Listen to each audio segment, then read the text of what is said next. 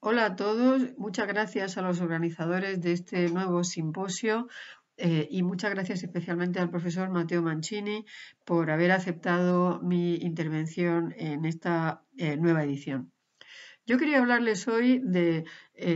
un término que estamos escuchando mucho estos últimos días, esa idea de reconstrucción después de una crisis. Y quería centrarme en el momento de después de la guerra civil, la primera posguerra en España, es decir, los años 40, 50, eh, y analizar un poco ese término, hasta qué punto se trata de una reconstrucción, es decir, de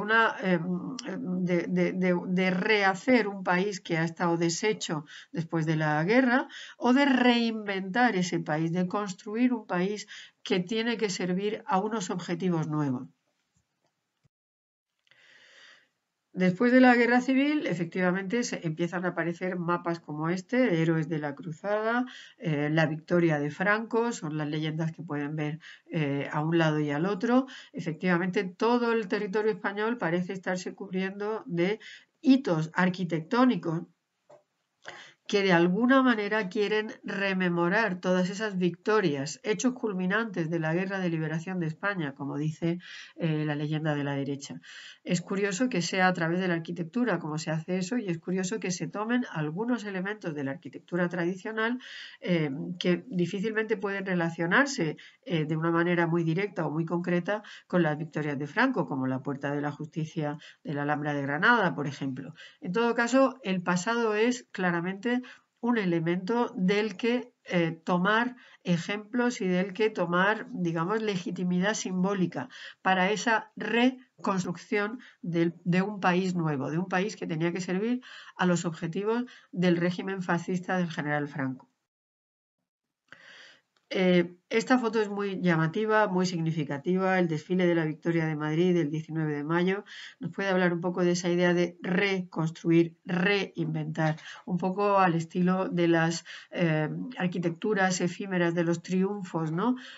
Durante el Renacimiento y el Barroco. Fíjense ustedes en ese arco del triunfo en el que aparece a los dos lados el nombre de Franco repetido 3 veces, como era el mantra de la época, Franco, Franco, Franco. Y por si no quedaba claro que era un arco de la victoria, un arco del triunfo, se pone explícitamente la palabra. Todo eso delante de un enorme vacío que por supuesto muy pronto se llenaría de tanques, de caballos, etcétera, en este desfile o de soldados con el brazo en alto, pero que en esta foto resulta especialmente significativo, esa idea de un enorme vacío sobre el cual se levanta una arquitectura de cartón piedra, una arquitectura artificial que retoma de manera, si quieren, lejana algunos de los ítems de la simbología de la arquitectura del pasado para hablar del triunfo, de la victoria del general Franco. Esa idea de la reconstrucción de un país y esa idea de repensar el pasado para hacer un nuevo presente está muy clara en todo el proyecto que enseguida comienza, inicialmente con el organismo llamado Regiones Devastadas y más adelante, con un significativo cambio de nombre, con el Instituto de Colonización. La revista Reconstrucción, que es el órgano que se dedica a publicitar, pero también a controlar, a dar unas ciertas directrices para todo ese proceso, empieza a publicarse muy pronto y tiene una calidad gráfica y material verdaderamente importante. Nos da cuenta tanto de cómo se crea el mito de la ruina,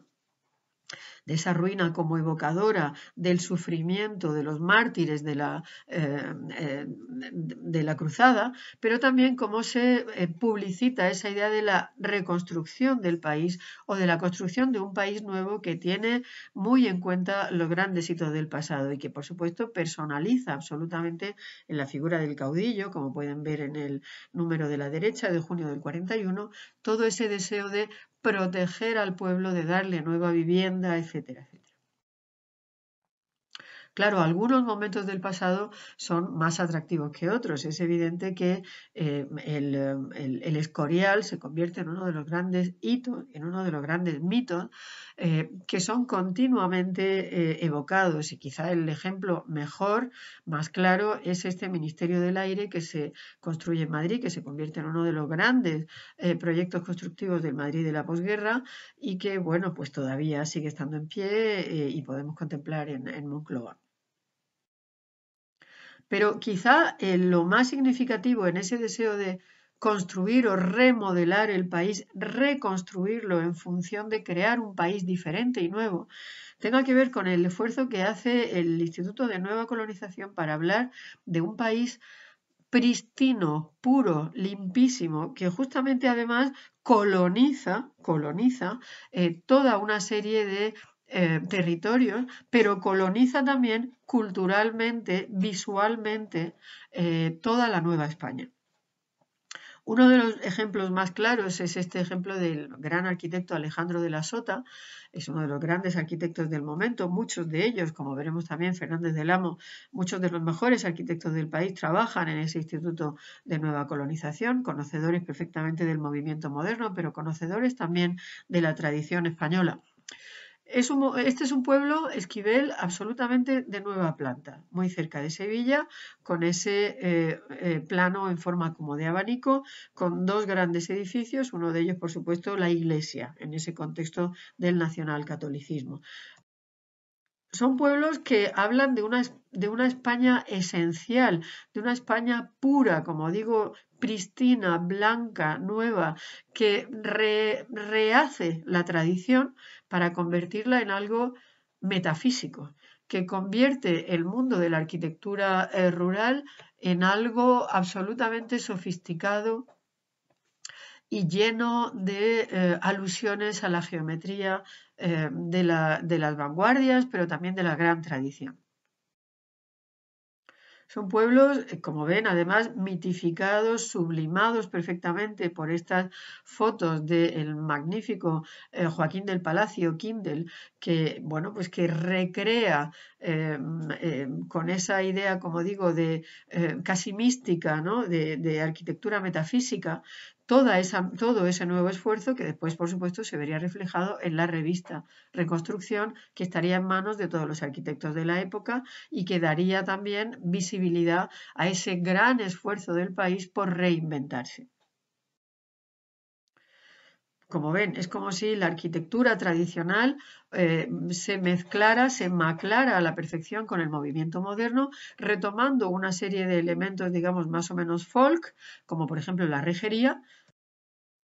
que no se dejan al azar para nada, sino que bueno, reproducen una serie de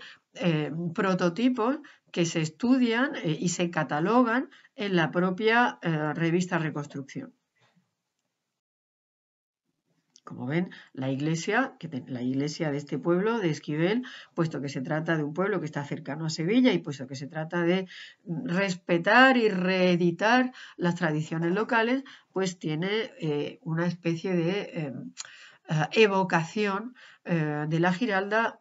pasada a través de esa nueva arquitectura de lo blanco y pasada a través de esa nueva geometría pura, pristina, que habla de un país puro y pristino, del que se han expulsado absolutamente todos aquellos elementos que hablaran de subversión, que hablaran de revolución, etcétera, etcétera.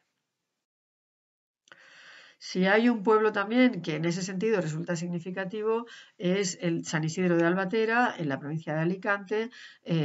proyectado por José Luis Fernández del Amo. Es un pueblo que se hace para hacer productiva una zona seca, una zona de salinas, una zona, digamos,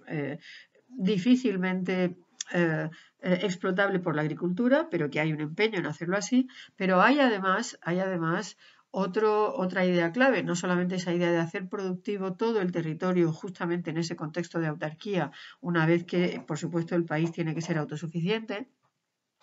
Saben que además esa idea de la autosuficiencia es algo común a todas las dictaduras de la época, incluyendo la soviética, ¿no? En este caso, como digo, hay otro significado más que es muy importante, que es el de resignificar